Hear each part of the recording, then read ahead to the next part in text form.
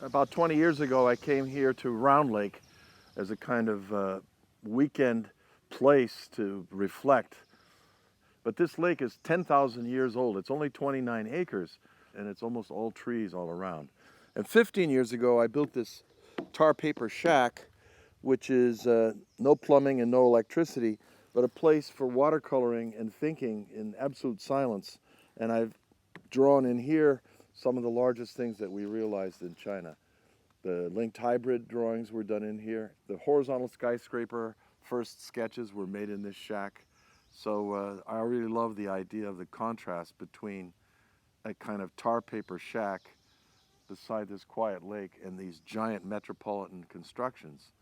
I mean, I love the city. I love New York. I love the idea of the 21st century city. But I think you also need the balance of silence for thought.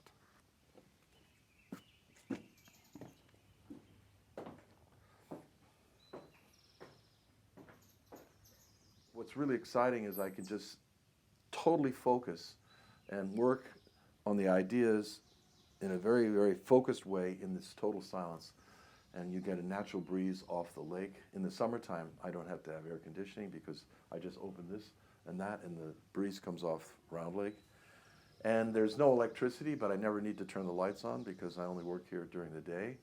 And if it's raining, it's kind of drops of water falling on the skylight and on the lake. And if I ever want to, I've only been down here a couple nights, I put these low windows so I can put a sleeping bag this way, move the watercolor desk over, and just sleep there. And the sun rises in that window right over there. It can be cold, like it could be below freezing, and I could come in and shut these two doors, and my body heat and the sunshine on a sunny day totally heats it up. So I can be outside, it can be snow, like 2 feet of snow on the ground, and as long as my watercolor water doesn't freeze, I can still work here. So I think what's really great is also it's a body of water that I look out on, which is like where I grew up in Manchester, looking at Seattle across Yukon Harbor, Puget Sound. You have this feeling of the extension of space, the kind of Zen feeling of the water body as being part of the space that you're in. And right now it's gorgeous because all the leaves are peaked. You have orange, yellow, red, and it's all being reflected in the surface of the lake, which in a way is like a watercolor.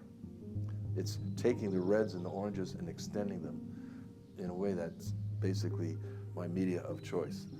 I use a number of different paints, but one interesting thing is recently I've found that these Russian watercolors that are made in Moscow, I've been using those, or else the sort of Winsor Newton standard traveling kit. And I always use these Langton cold press fine grain because of the absorption, the texture.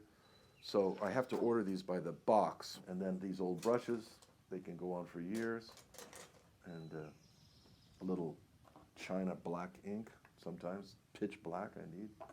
With a watercolor, I can do a lot of different things very fast, faster than a computer actually, because these are conceptual drawings. These are the engine that's going to drive the design process. But I think what's really exciting is I can just totally focus and work on the ideas in a very, very focused way in this total silence. I mean, in a way, the idea of this isolated shed with no electricity, no plumbing, only works because of this. I mean, if you really want, I'm not Thoreau, right? I'm digitalized and, kind of working at the max with the digital. But I think what happened with the phone and the ability to snap it and send it in 5 places is it got to be a secret weapon because it can work a lot faster. And, in the end, the idea that drives the design needs to come out of the mind, and the mind and the hand work together, concretizing what this idea could be. And then that can go to the digital, it can be printed, it can be a 3D model.